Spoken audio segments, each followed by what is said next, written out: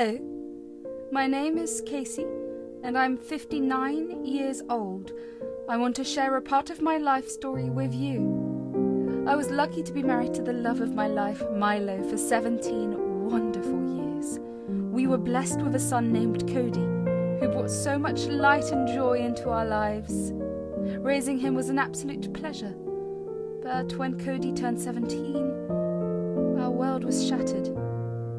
Milo was diagnosed with cancer, and within a year he was gone. It was devastating for both Cody and me. We spent years grieving, and even now the pain still lingers. Losing Milo was like losing a part of myself. He was my soulmate, and we had always promised each other that we would be together until the end. The fact that he left this world before me was heart-wrenching. We had dreams of growing old together, but life had other plans. Amidst my grief, I realized that I still had a piece of Milo in my life. Our son, Cody. He became my reason to keep going. Instead of dwelling in sorrow, I focused on taking care of Cody. I worked hard to provide him with the life he deserved. Every day I made sure he knew how much I loved him. I celebrated his achievements, reminding him that his father would have been proud too. Cody's presence was a comfort, a reminder of the love Milo and I shared. Even though my heart ached for Milo, I poured my love into Cody just as we had always promised each other we would. As Cody grew up, he chose to stay close to me and attend a college nearby. He continued living with me during his college years. It was during that time that he met Lacey, who would later become his wife. They crossed paths when they were sophomores, and soon enough they began dating. I was pleased to see Cody finding love, and I welcomed Lacey into our lives when Cody introduced us after 6 months of dating. At first I thought Lacey was a nice girl, and I was genuinely happy that Cody had found someone to love and cherish.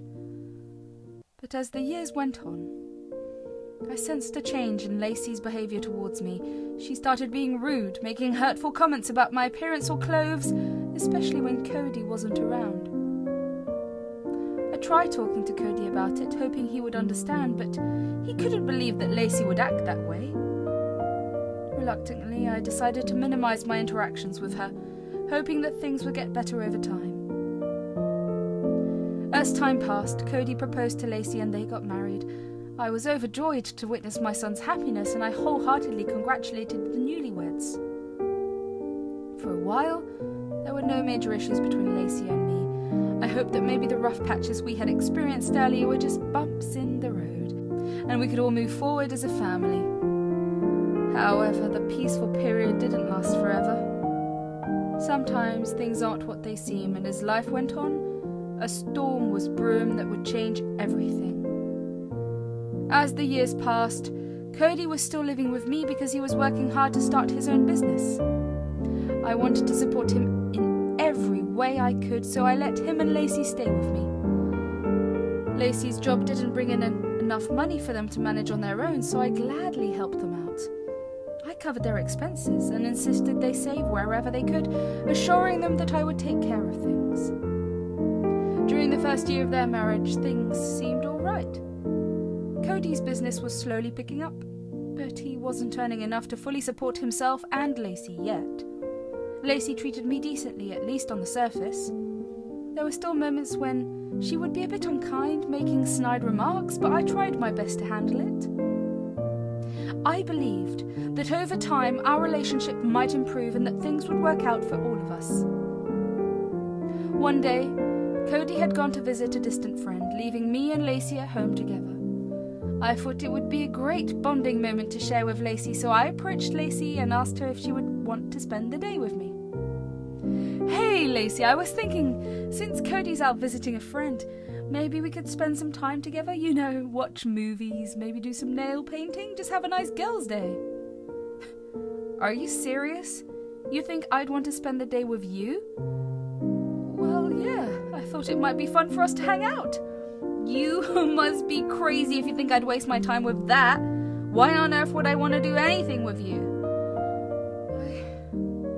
I just thought it could be a nice way for us to connect and spend some quality time together. Oh, please, don't act like you're all innocent and caring. I've seen how close you are to Cody. It's honestly creepy.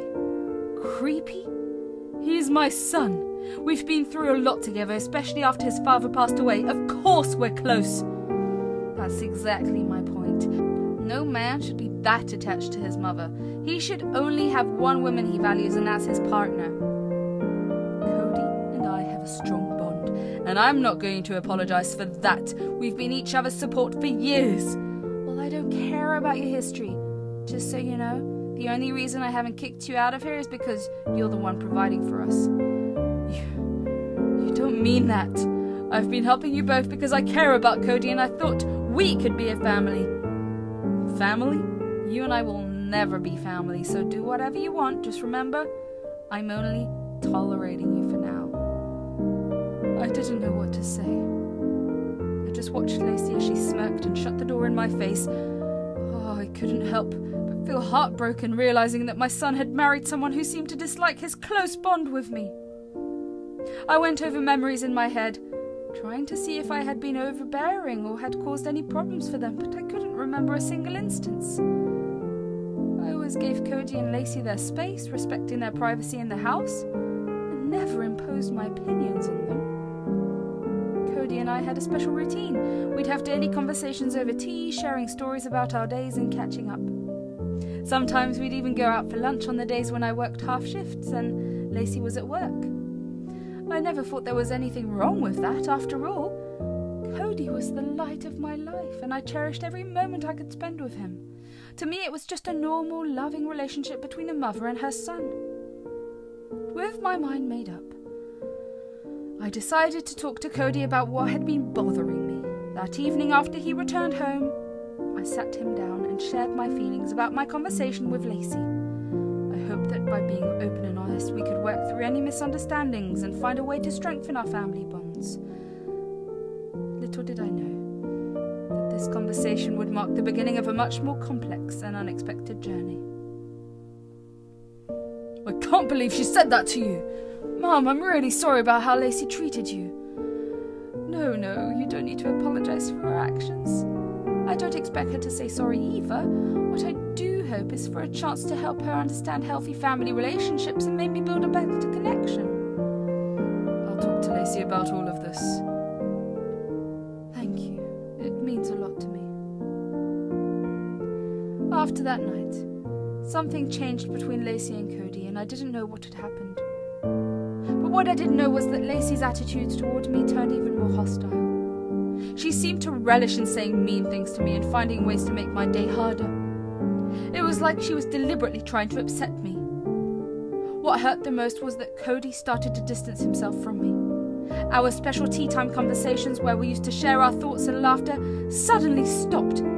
It was devastating to see our bond weaken, and I felt a sense of confusion and sadness that I couldn't shake off. I tried talking to Cody, hoping to get some clarity, but he brushed it off, saying it was nothing. His vague responses left me feeling even more upset. One day, when I returned home, I found my bags packed and sitting outside the house. Confusion and alarm filled me as I stood there, wondering what was going on. I rang the doorbell repeatedly, hoping someone would answer. I could see Cody and Lacey's cars in the driveway, so I knew they were home. I tried calling both of them, but neither answered their phones. Desperate to understand, I kept ringing the doorbell and even banged on the door, hoping they would let me in. Finally, Lacey opened the door, looking annoyed by my persistence. It was hard to comprehend how things had escalated to this point, and the uncertainty of what was happening weighed heavily on my heart. Why are you disturbing us? Mom. Lacey, why is my stuff outside? What's happening? Seriously? Are you too dumb to get it? Your things are out because we found my gold bracelet, the one my dad gave me for our wedding, in your room. I swear, I didn't take any jewelry from you. Save the act. You always hated me, so of course you tried to do anything to get rid of me, even if that means stealing. What did you even plan to do with the bracelet? Taunt me to leave? No, I would never do anything like that. Cody, please, you have to believe me at least. I don't know, Mum. We don't want a liar and a thief around. You're not welcome in our home anymore. Feeling heartbroken and confused, I watched as Lacey closed the door in my face, and the weight of the situation made me feel crushed. What was even more painful was Cody's silence. He didn't say anything to defend me. It felt like the strong bond we had was slipping away, and that hurt so much. I never thought I'd have to go through the pain on my own, son not standing up for me. I didn't want to make a big scene outside the house, so I called an Uber and went to my sister Matilda's place. When I got there, tears were flowing down my face, and she quickly understood that something was wrong. She helped me inside and listened as I told her everything that had happened, every hurtful thing that had been said and done. Matilda was rightfully angry on my behalf, and I felt so grateful for her support. How did Cody manage to kick you out of your own house? When Milo was really sick, he changed his will to leave the house to Cody once he turned 18. I agreed to it. Our savings were gone due to Milo's treatments, and he felt guilty for not leaving anything for Cody. He thought Cody should have the house as an apology gift. How could you let him do that?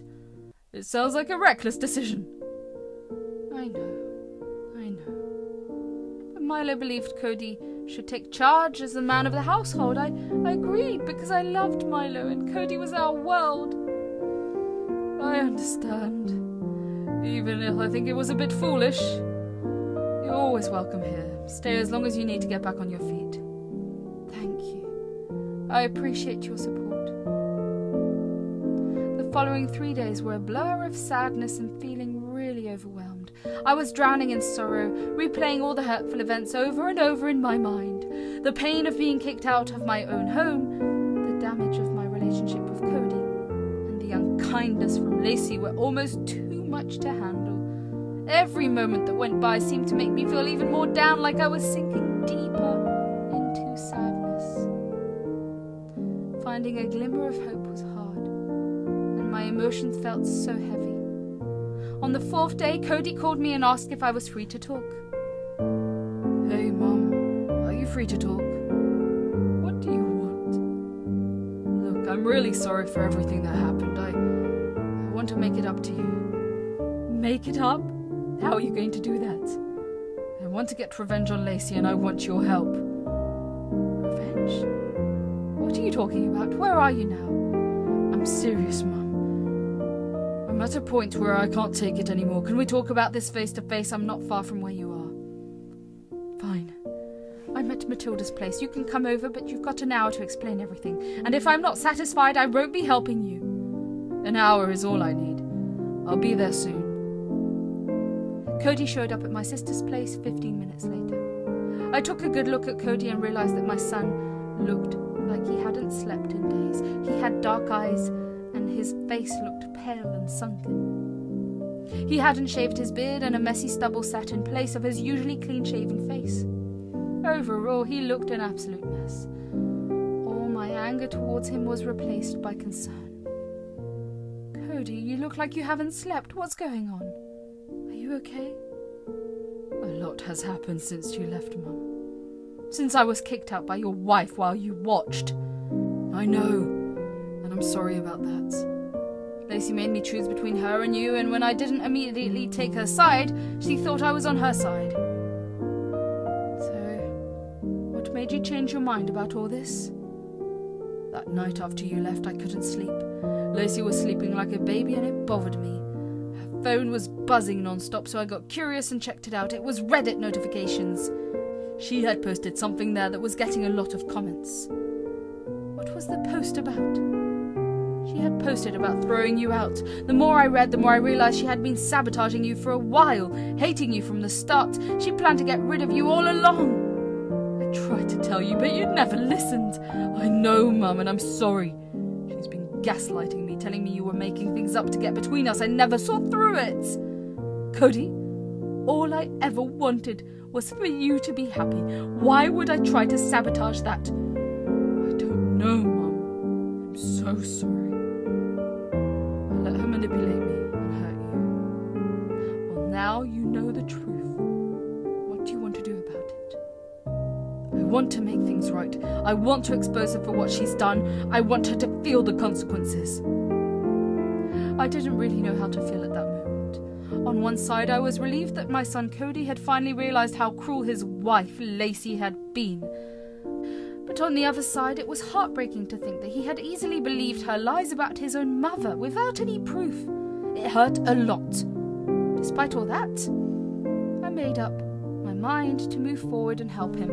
I focused on the fact that he had come back to me, and that made me genuinely happy. Plus, I had the determination to make Lacey pay for what she had tried to do to our relationship.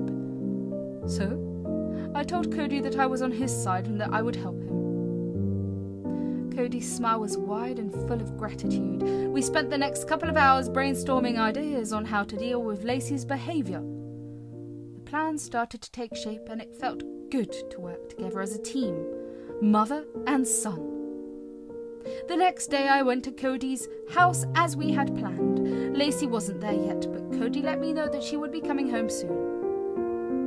I made sure my phone was recording, and I asked Cody if he had set up the cameras. He assured me that everything was ready to go. As we waited, we heard the sound of Lacey's car pulling into the driveway. Cody quickly rushed upstairs after wishing me luck. It seemed like Lacey had spotted my car because she stormed into the house with an angry expression on her face. She saw me sitting in the living room and angrily demanded to know what I was doing there. "What the hell are you doing here?" "I came to pick up some of my things that you forgot to pack."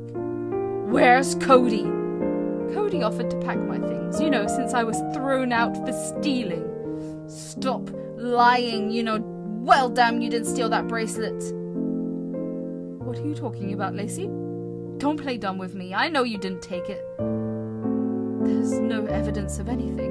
I might have been tired from working to provide for everyone and accidentally taken your bracelet instead of mine. I'm sorry for any misunderstanding." "Oh, spare me the act. You just want to come back and win Cody over again." "No, that's not my intention. I planted that bracelet in your room. I've had enough of you and Cody being so close. I got you out of our lives, and I won't let you ruin that." "Wait, are you saying that you deliberately set me up?" "Of course I did." Just then, Cody entered the room. I began crying, and Cody looked alarmed. He asked me what was wrong and why I was crying. Lacey rolled her eyes and told Cody that I was trying to make a scene. Cody raised a brow in question, and she said that I had come back to lie to him so I could live with them again. Cody looked at me in shock and asked her if what Lacey was saying was true. I shook my head, and instead of saying anything, I played the recording of the entire conversation I had just had with Lacey back to Cody. Lacey's face paled. Cody looked angry. He turned to look at Lacey and demanded an explanation. "Explain yourself, Lacey." Casey, she edited a pre-recorded audio to manipulate you, Cody." "If you truly believe that, then you shouldn't have any issue with us checking the living room cameras to see the real conversation." When did you set up cameras?" "Since the day my mother was accused of taking your jewellery. I wanted to ensure our safety. I was planning to tell you when you got back." "Fine! The recording is true. Pack your things and get out of our house and our lives." "Babe, please, I was only looking out for you." "If you were looking out for me, you would have understood why my mum was so important to me. Don't even try to act innocent. Get out." "I won't let you ruin my life like this. I'll fight for the house in the divorce proceedings." "The house has been mine long before our marriage. You won't get it. Good luck." Lacey looked like her entire life had turned upside down. In the next few days, Lacey peacefully signed the divorce papers without asking for a court trial because she knew she couldn't afford to pay for a lawyer. I knew that she had no family in our state, and all her friends lived in different states too. I also knew that her pay wouldn't allow her to purchase a plane ticket anywhere, so she would be stuck living in a motel. In case she managed to secure funds to go anywhere, Cody decided to release the recordings to her friends and family. They had all been disgusted by her behaviour and had cut her off. Lacey tried to confront us, but Cody told her that she messed with his family, so he was only getting back at her. The last time I heard, Lacey was still living in a motel and was working 2 jobs just to make ends meet. I felt a little bad for Lacey, and if Lacey had shown even an ounce of remorse, I would have been more than willing to help her. But Lacey was still very hostile towards me, and was evident in her texts to me that she sent nearly every day. With time, Cody's business started doing really well. He worked hard and earned more than enough money for both of us. With money troubles gone, I could finally stop working and enjoy my days doing things I liked. I spent lots of good times with Cody, making our bond stronger and cherishing each moment. Life got back to normal, a peaceful routine that helped us heal. My hobbies and being with my son made me feel better. In the end, our story is about being strong and forgiving, and the strong bond between a mother and her son. Even though things were hard, they brought us to a place of strength, growth, and a new way to see the good things in life.